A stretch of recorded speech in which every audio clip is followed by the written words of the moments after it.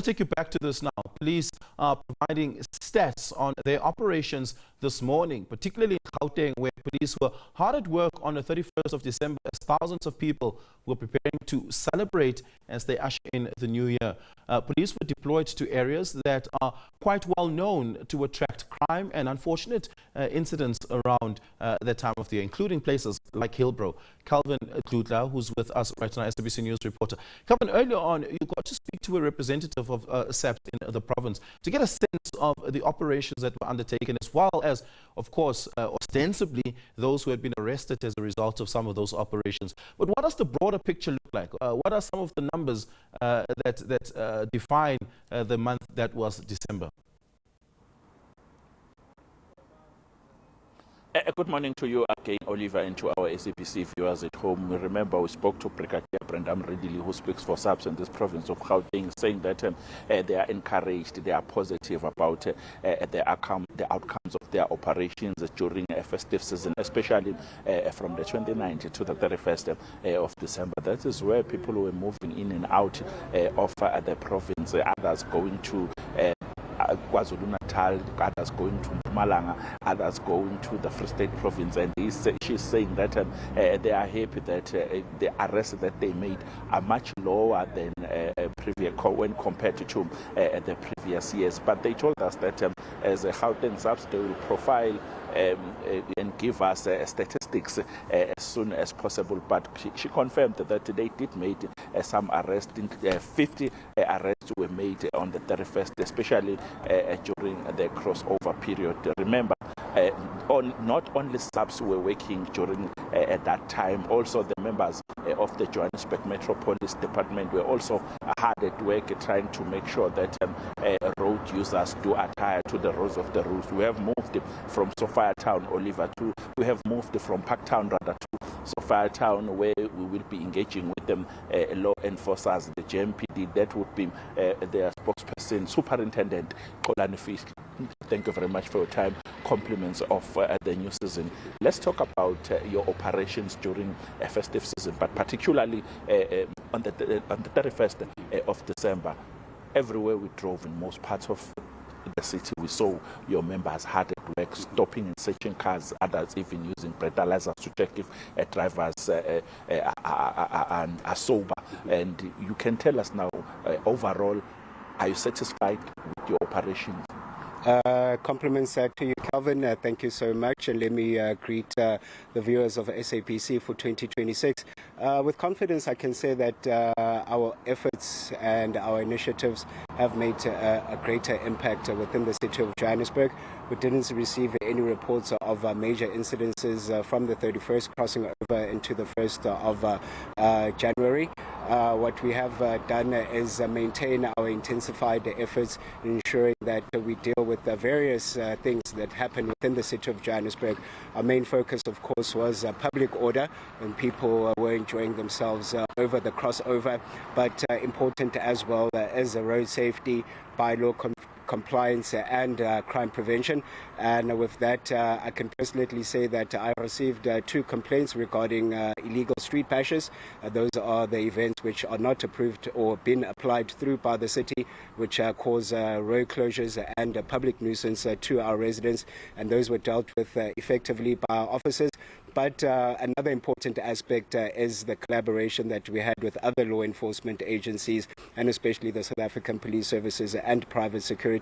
We had one big operation within the Johannesburg inner city, which is an area of focus. It's highly densified with a lot of movement during the day and also at night. We made numerous arrests for driving under the influence of alcohol. I know that other individuals were also arrested for contravention of the Immigration Act and other criminal acts as well. But we'll be continuing with our operations, ensuring that people are safe.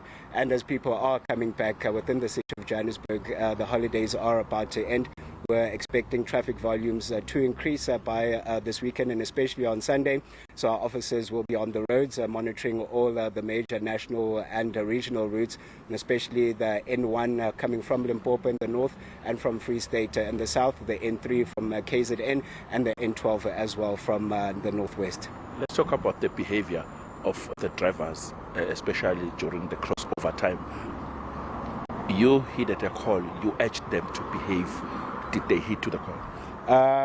We did see with the number of arrests that most people are still not heeding to the call of driving under the influence of alcohol. We know that in the previous week we arrested 174 motorists for DUI, for driving under the influence, and the week before that we had over 200 motorists, and that was the week of the 16th.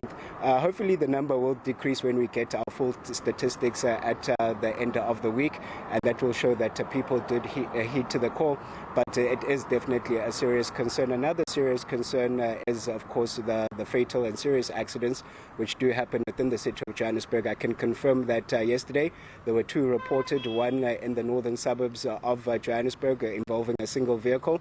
Unfortunately, the driver lost his life there, and the second one in the south of Johannesburg, which is a pedestrian.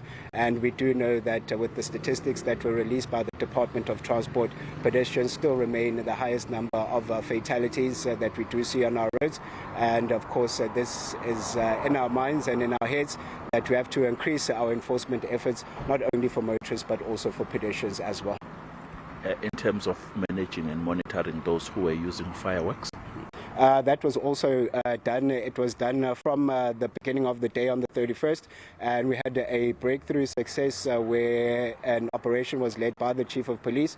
A place in the Johannesburg CBD was found storing a large number of fireworks. Firstly, they didn't have a permit for them to be selling or storing the fireworks, and secondly, that the way that fireworks was being stored was not in a safe manner. So that was a great breakthrough, but officers were also monitoring those small complaints of people igniting fireworks before the regulated hours, and of course we'll continue to monitor those as well. When we spoke to the Deputy Provincial Commissioner of the South African Police Service, Fred Kekana, he did mention that passengers are not allowed to consume alcoholic beverages, even if they are not driving. That is definitely true. Even if you are in your vehicle, whilst it's traveling on the road, it is a public road, so it is deemed and considered as public drinking. It's definitely not allowed, and if you are, you could be arrested or face a fine as well. And of course, it also becomes an inconvenience for the driver. If the driver is not under the influence, and that is what we want, then you do become an irritation. You disturb the driver and it becomes a problem. So we are requesting that even if you are a passenger, refrain from drinking in the vehicle and allow yourself to then reach your destination and enjoy your beverages. Overall, can you say drivers did behave?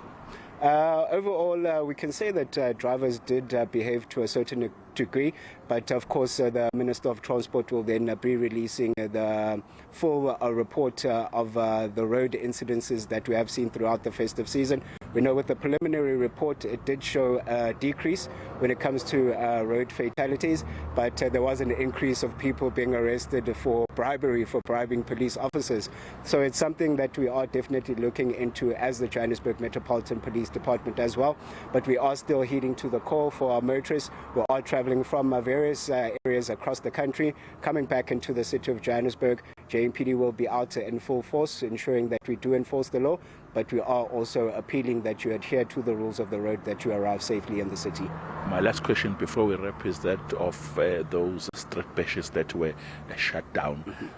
When your officers arrived there, the response of the patrons thereafter, because in most cases when police do conduct Operation Channelers, the patrons become resistant. They don't want to go. They are saying that they are enjoying themselves. They don't want to go, and they fight with the law enforcers. I just want to check the reaction of the patrons when those street bashes were shut down or closed.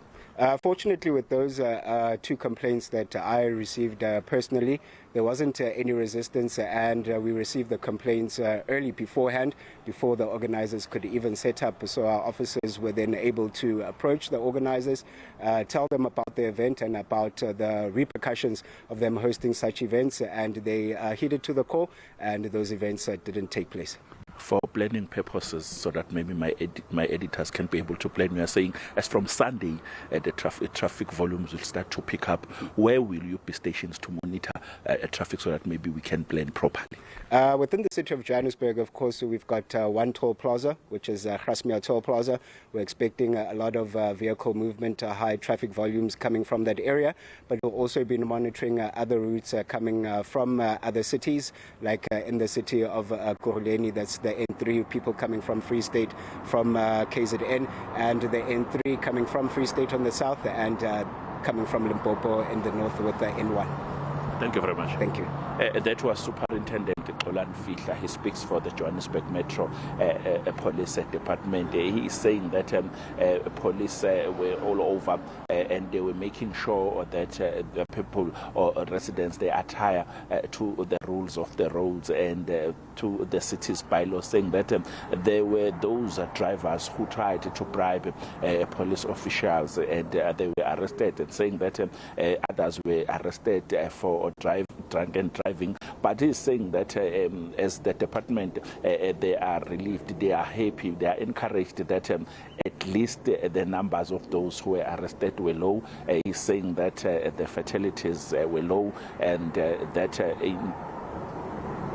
drivers did try to behave, even though there were some occurrences where drivers were noticed that they are not adhering to the rules of the road. But Oliver, overall, the police are saying that they have stats. They have not released them as yet, but they are happy with the numbers of those that were arrested, and they deployed their resources in some parts of the city of Johannesburg, Germiston, Pretoria, and Ekurhuleni, and they told us that people tried to behave, especially in places, notorious places like your Hilbrow, where the provincial commissioner was also conducting stop and search operations. We remember our colleague Lopang Alamo was there during the crossover. We're in Soweto. That is also, we saw police officers trying by all means to stop and search some cars and engaging with residents on how to behave.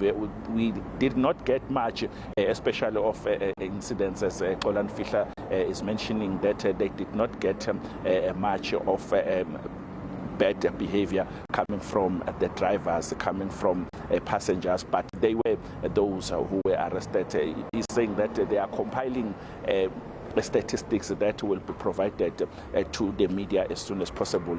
We will try to also engage with the Johannesburg Emergency Services, Olile Kumalo or Robert Mlauzi, so that maybe we can get an indication from them on how did their operation went during this festive season, especially during the crossover time from 10 p.m. up until 2 p.m.